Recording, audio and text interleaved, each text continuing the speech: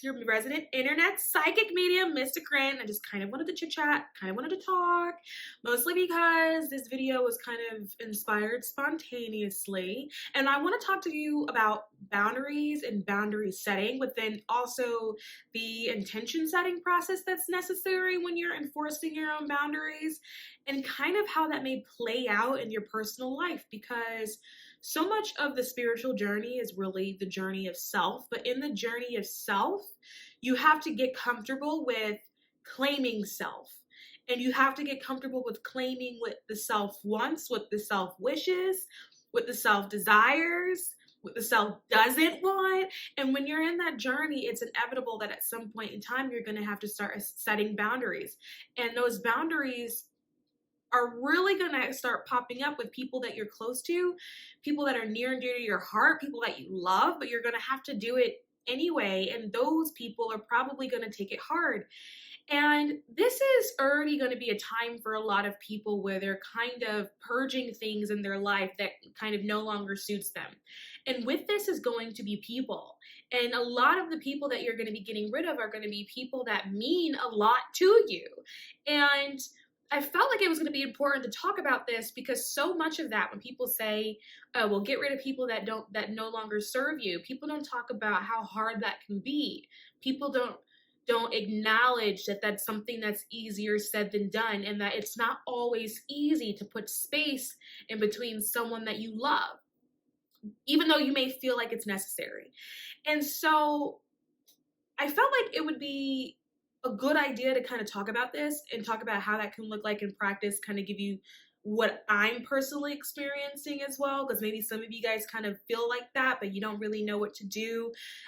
Today in particular, I had someone that messaged me, and they were like, hey, like, what are you doing? How are you?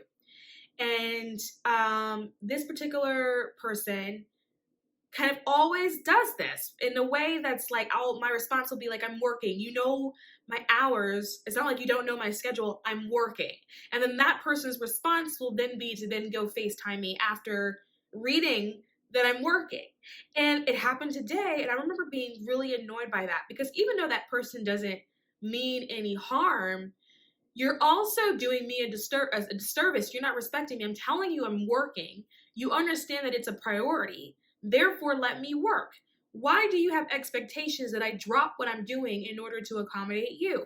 And when I asked them what was going on, I said, okay, well, how are you? Their response to that was, meh, like M-E-H. And I remember thinking, I'm not going to do this. Like, you're not going to try to come in and emotionally hijack me and emotionally hijack my space. And then I was like, oh my gosh, I got to talk to people about this, because with you on your journey, and particularly because so many of you all are empaths, people already gravitate to you naturally because they find you to be somewhat healing or somewhat soothing. So many of you can resonate with the fact that at points in time, people have said to you, oh my gosh, I love talking to you. You always make me feel better, right? And those things are well and good. If you are talking to somebody and they feel better afterwards, and that was a consensual exchange of energy, and a sense of, in that moment, you wanted to do that. In that moment, you felt like you wanted to uplift. In that moment, you felt like you wanted to have that energetic exchange with someone, and they walked away and they felt better, then that's great. But so often does it happen to people that are like us, where people just come in and they hijack your energy. They think to themselves, well, this person always makes me feel better. And then they come to you and immediately want to dump all of their emotional issues on you.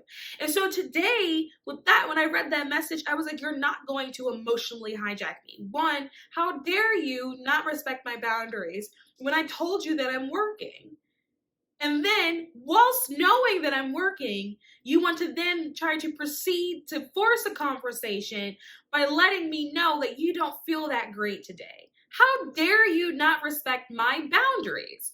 And then I thought to myself, oh my God, this is going to have to be somebody that's going to have to get put on ice, and they're going to kind of have to be pushed out of my personal journey. And then I also realized this about 2 or 3 days ago. I had somebody else kind of reach out, and it was kind of that emotional hijacking thing.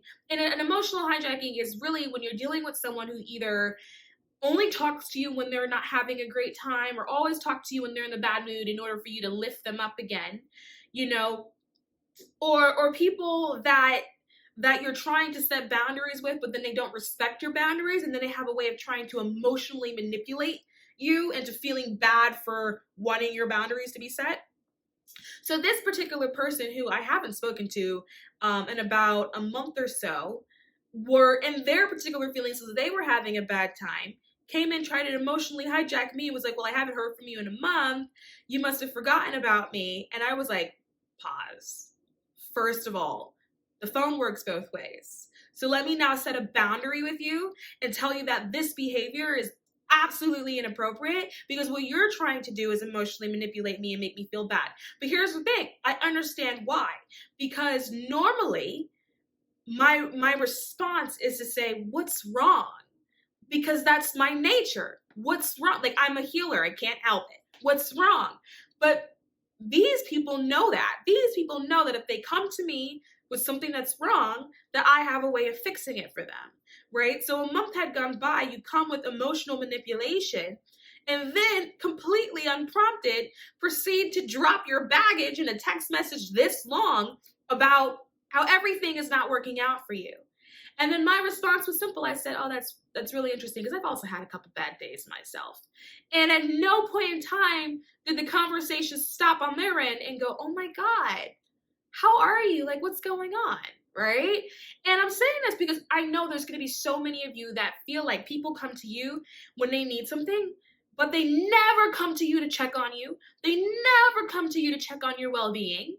And coincidentally, it's those same people that if you want to set boundaries with and say, I don't want anything to do with this anymore, they're offended.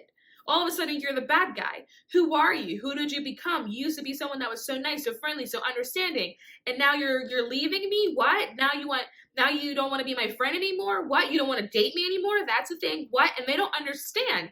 And you're looking at them like, no, not only do you emotionally hijack me, sometimes you're just disrespectful. And in my opinion, emotional hijacking is a form of disrespect, right? So you're also disrespectful. And me putting distance between yourself and me has nothing to do with I don't love you, that I don't care for you, that I don't wish you the best. It has everything to do with I love myself, I care for myself, and I also wish myself the best. And if you are not checking for me on a day-to-day basis, making sure I am okay, why do you think at that point in time it's okay to emotionally hijack me so you then feel okay? And then you walk away from the conversation feeling lighter, and I feel heavier. And so I want to talk about this because this is going to be something that a lot of you guys are going to start to experience, particularly because so many of you guys are in the beginning kind of that spiritual phase in your journey where you're starting to feel love from all places, and you're starting to feel gratitude from all places, and you have this desire to want to share that, right? You have that desire to kind of want to find that soul tribe and find that soul family. And so what happens, you know, as you're growing, as you're developing, as your light grows, you have to remember that there will always be something or someone that wants to snuff your torch. That's how darkness works. It's suffocating. And so you're going to find people that are close to you that are constantly trying to put out your flame. And they don't know that they're doing it. Not everyone does. Some people do. But not everyone does, particularly the ones that are closest to you.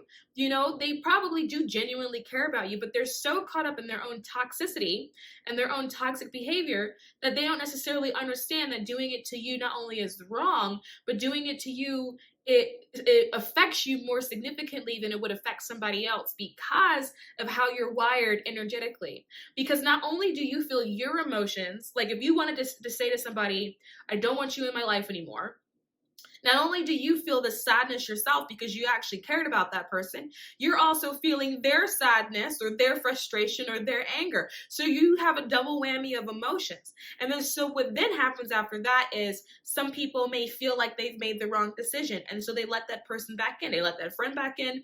They go back to that relationship because they feel like that's the wrong decision because they mistake sadness for actually being the mistake. Sometimes when you try to push people out and you feel that sadness, you interpret that as making the wrong decision, as opposed to I'm just sad because I do genuinely care about that person.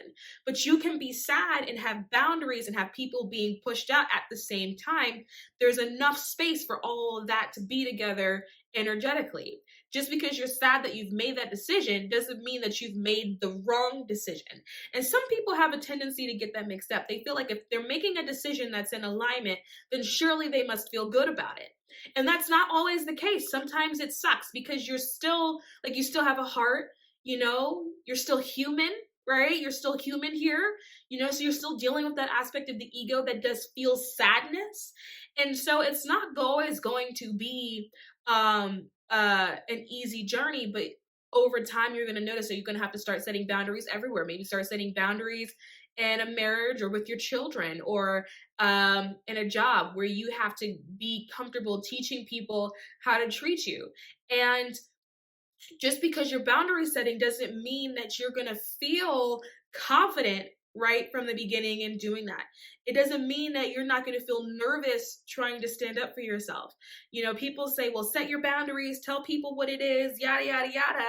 And it's easier said than done. For a lot of us, it brings us a significant amount of anxiety. The idea of going to somebody and saying, hey, can I talk to you for a minute? Like, you really upset me. The idea of doing that for people can cause someone so much anxiety that they'll have a panic attack. And then what happens is they don't speak up at all because they're trying to avoid the confrontation. And then they end up in this loop with whoever this person is that they feel like doesn't particularly treat them as well as they want to be treated or as kindly as they should be treated. And then they're stuck in this loop of feeling bad. And then this is the magical thing that happens. You end up in that loop. You end up in that loop with more than one different person, and then you start to mistake somebody's behavior for your worth and for your value. So then at some point in time, you go, well, if everybody treats me like this, then maybe I'm not worth much. Maybe I'm only worth getting this much. And that is how people end up in situations where they start settling when it comes to their friendships, and particularly start settling when it comes to their romantic relationships. And so what I have to say to that is boundary setting is not going to always be easy. A lot of the times, more often than not, it's going to be hard because you really only need boundaries when it comes to people that you love and people that you care about. When it's someone that you don't know, it's easier to say to somebody, hey, don't do that. At least for some people. Some people still have, issues when it comes to confrontation, even around with people that they don't know. But for someone like me,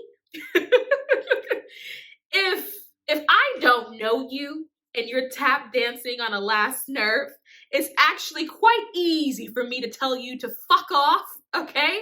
But if I love you, it's very, very hard for me to do that. My energy is very, very, very, very different. And I'm one of those people, I have a very long fuse. And so my problem personally is that because my fuse is so long, it gives people more opportunity to repeat disrespectful behavior or just behavior that I'm not particularly appreciative of.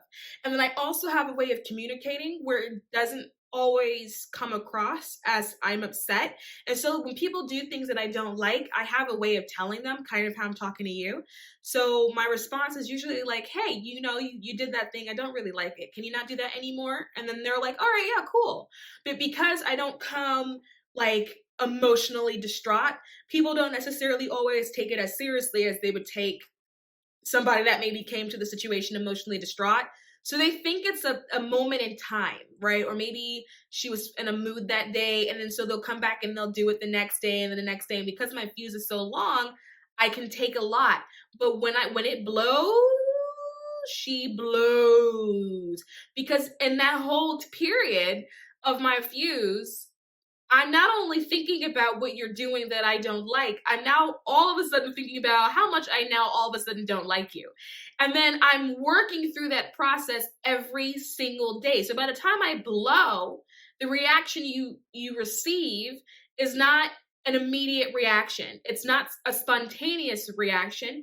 It's a reaction that I've thought about, that I've calculated, that I've plotted.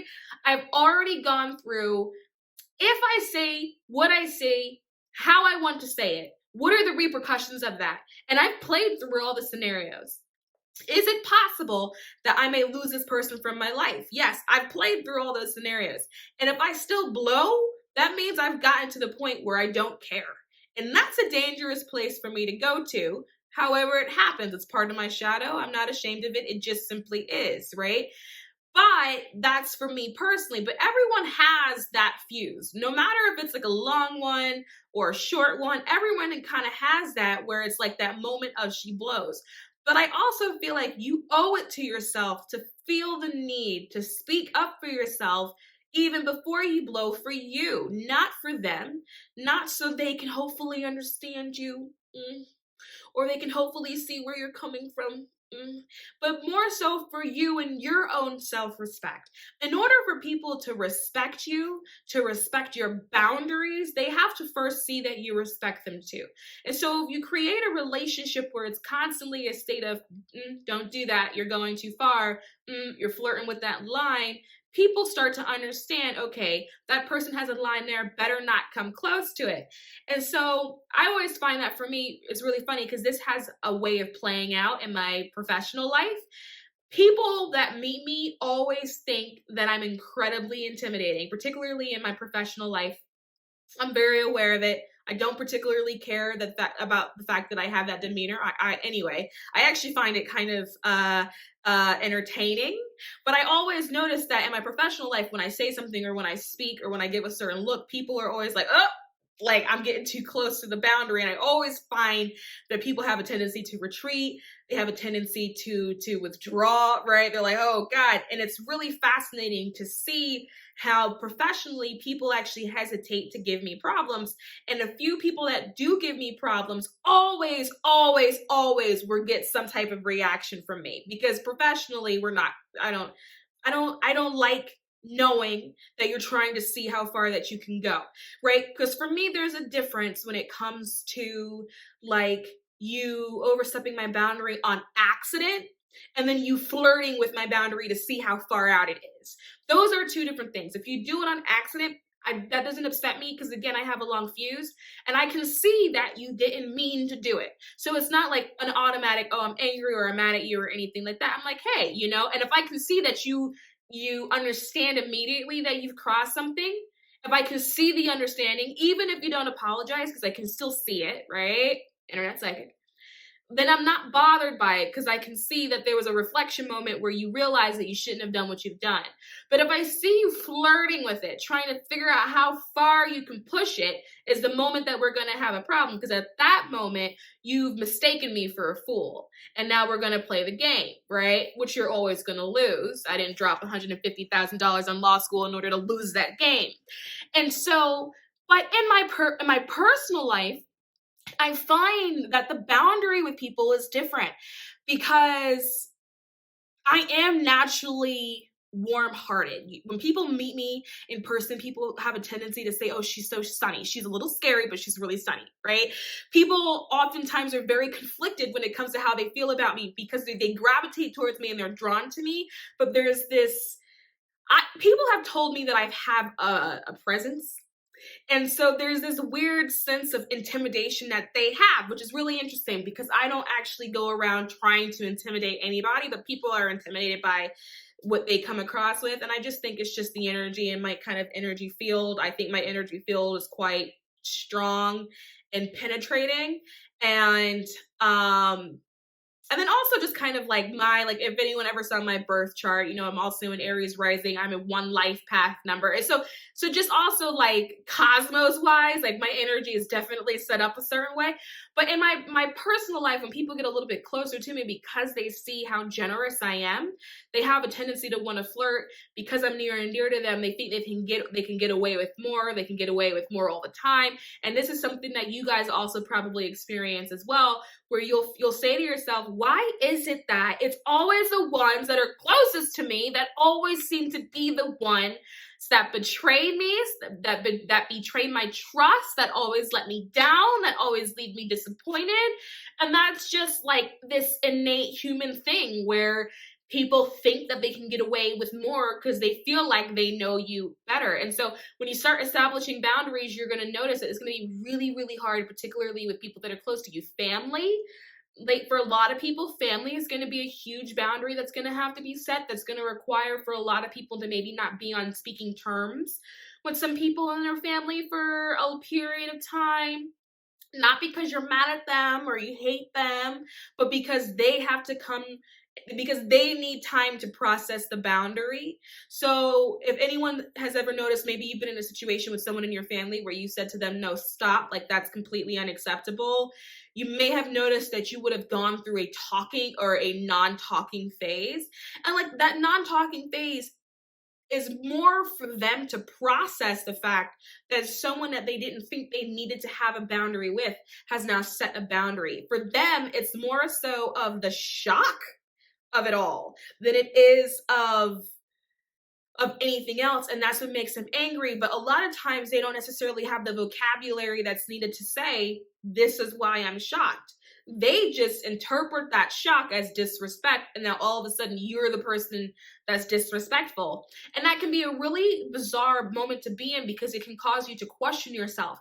When you're in a situation where you felt like you were just trying to stand up for yourself, you were just trying to establish a boundary, it gets flipped really fast because they can't process that. So they feel that maybe it was disrespect because it's the ego that's fighting. And so the ego goes, okay, well, that ego disrespected my ego. Now they're accusing you of being disrespectful. And then you have this internal battle in self because you know that that's not your nature. And then now you feel like a terrible person. And then that's when I call emotional manipulation. And that's when I stop having time, okay? But a lot of you are going to notice that you're going to be experiencing that a lot with family members that are normally actually close to you too, not even necessarily distant family members. If you're going to notice that you're going to start hitting like these communication walls with people, and that's really what it is. Because when you're going through spirituality and you're developing your spirituality, and because spirituality is the journey of self, right? When you start to develop self, you start to become an individual. And society is all about conforming and about belonging in a box and fitting a status quo. You should be someone that society feels is easy to read. And when you start following self and you start doing things as self, all of a sudden you become unpredictable. And people don't like it. It makes people very, very, very, very uncomfortable. Or you will see this in relationships, right? Where all of a sudden the person that you feel like you love near and dear has accused you of changing. And then you feel bad. And then you start comparing your previous self to who yourself today is and what that looks like. And then for some of you, you may start to feel bad or feel guilty that you've changed. And the thing is, you didn't change, you've evolved. And if that partner is not evolving, then it speaks more about them than it speaks about you. And because you evolved in such a way that caused you to establish some kind of boundary, because nobody will ever accuse you of changing if you didn't establish a boundary. If you were somebody that people can freely walk over, what does it matter if you change? It doesn't impact or affect their agenda. If they can freely walk over you and it doesn't impact their agenda, why would they care if you've changed? People only care if you change when you get to a place where you now start having different boundaries, different rules, different ways you want to be treated. Now, all of a sudden you've changed. They emotionally manipulate the situation. Now you feel bad about it. And then you start comparing your former self to your now self. And then you feel bad about that too. But all of it is a ruse, and all of it is a way for people to get you to be what they want you to be, so it best serves them. So it best serves their highest self. And that can show up in the form of somebody dumping their emotional baggage on you, dumping their their baggage on you, doing whatever it is that they want to do, taking advantage of you the way they want to take advantage of you, treating you how they want to treat you, speaking to you how they want to speak to you, or simply just not respecting your time. It manifests in a lot of ways. And for us, because the majority of us are empathic on some nature, even though we may not all be at the same level of empath, we're still all empathic at some nature. We feel bad because we're experiencing our emotions and we're experiencing their emotions as a result of our emotions, and it makes us feel double bad. And then we start apologizing for people for establishing a boundary that we felt needed to be there, and then we start taking our boundaries back. We start rescinding the boundary, right? And so now these people are tap dancing on all of our nerves, right? And then now we've reached a point where we're now repeating that loop.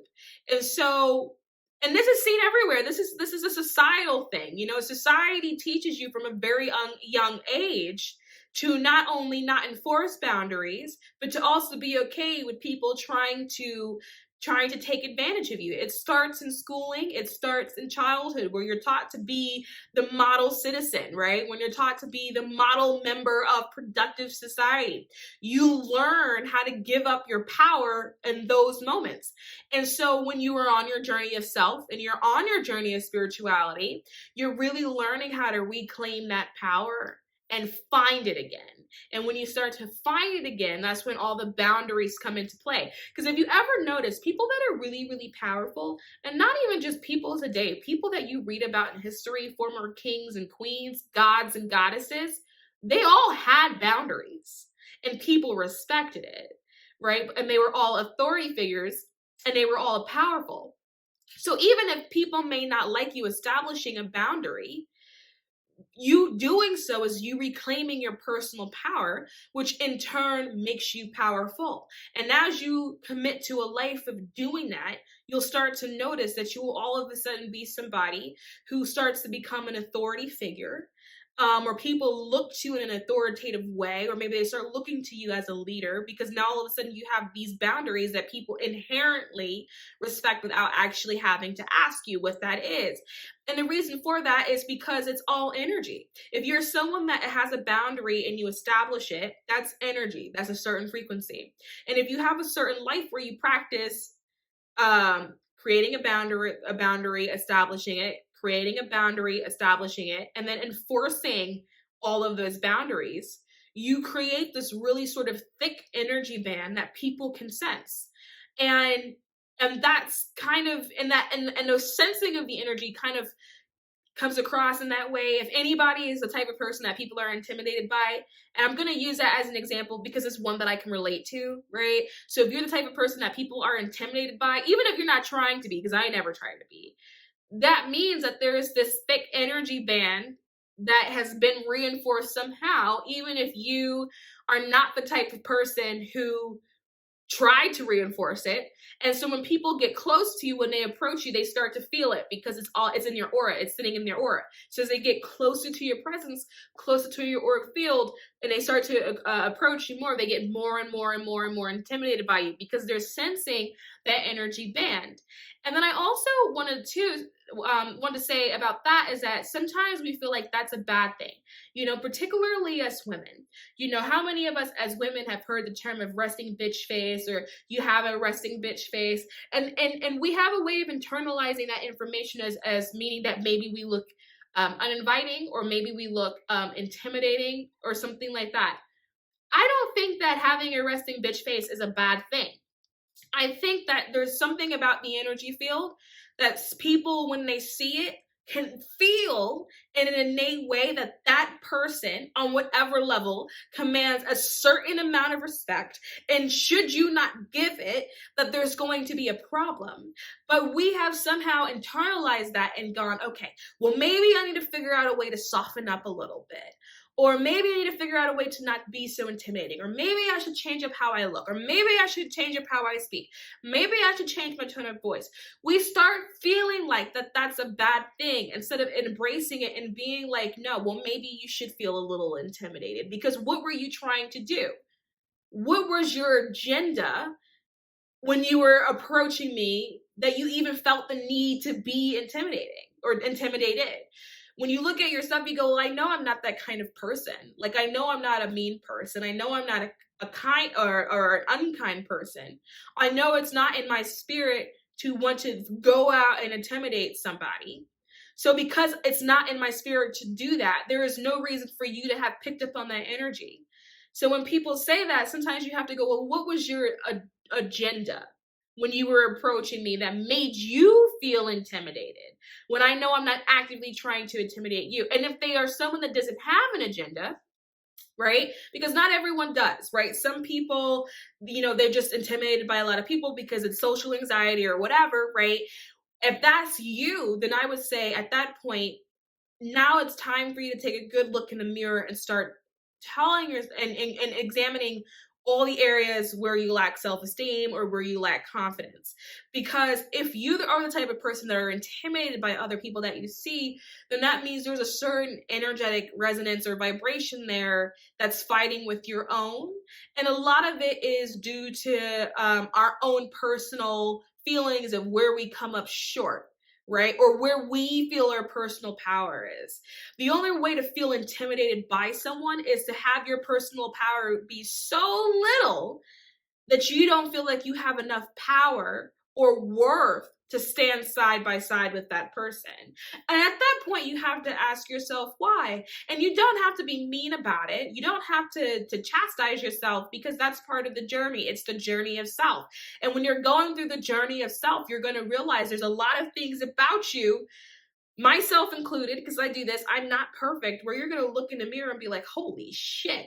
Like, I couldn't tell you how many years of my life where like I lived in victimhood, loved it there. Didn't come out of victimhood, threw many parties in victimhood.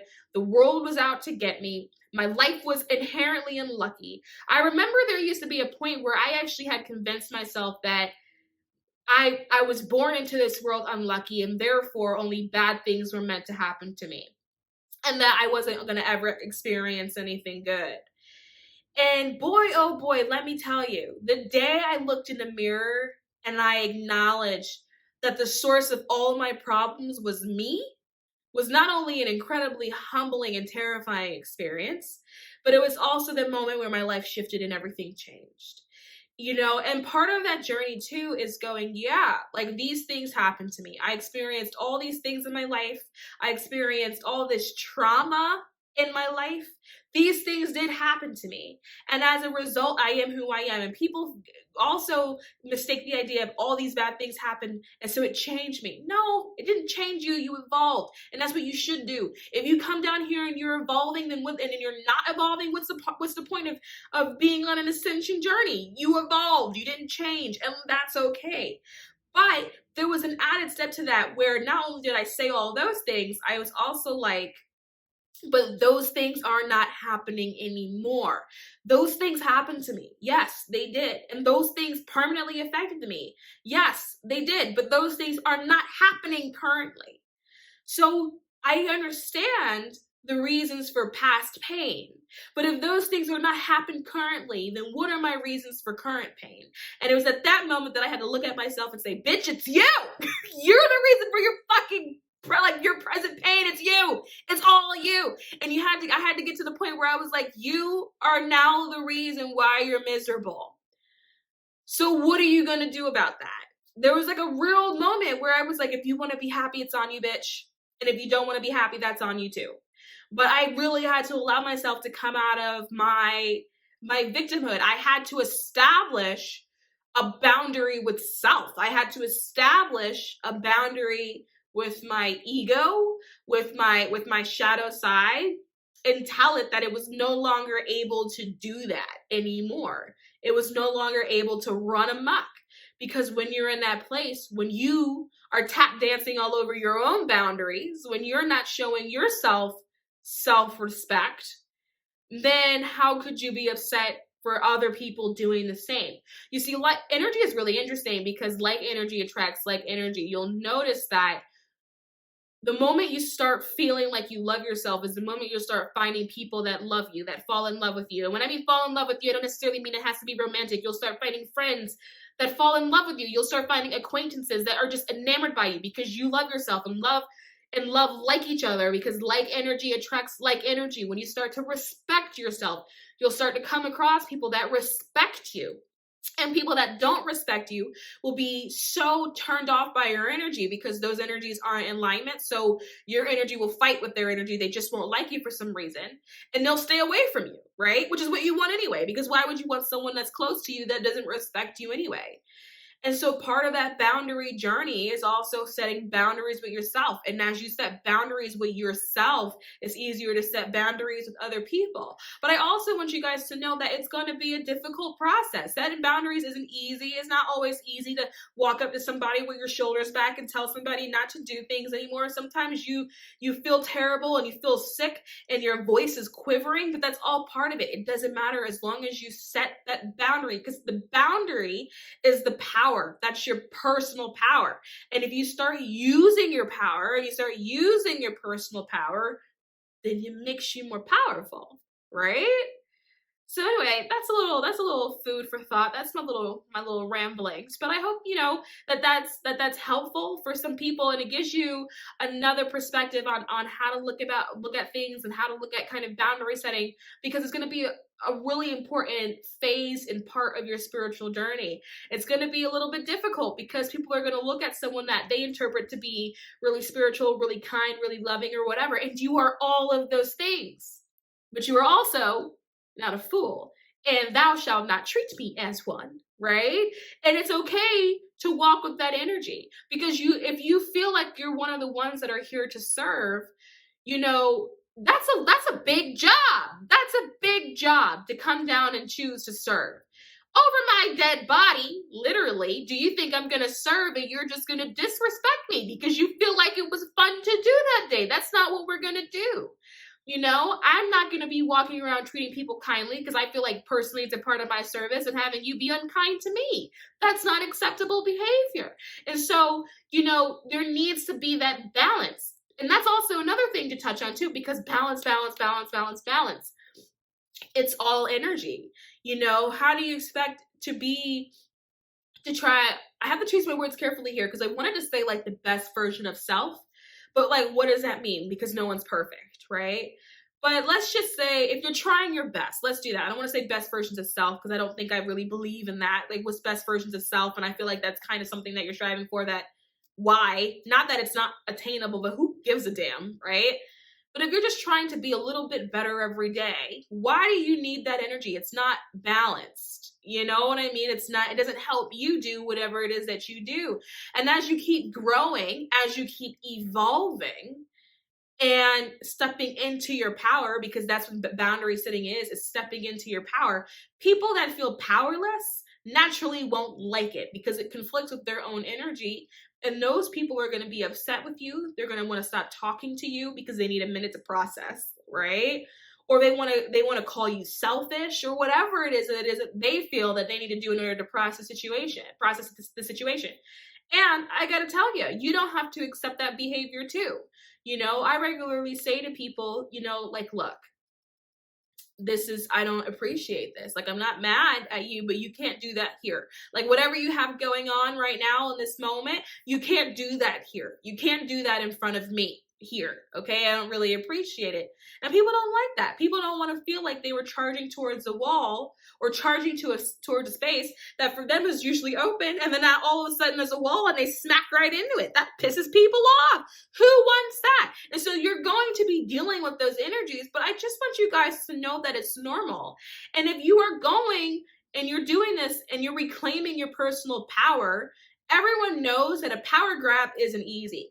Everyone in every dynasty, every empire, every government that's ever been overthrown, you think it was hard to overthrow that? You think it's hard to overthrow power? It's not hard. It's not easy to overthrow power, right?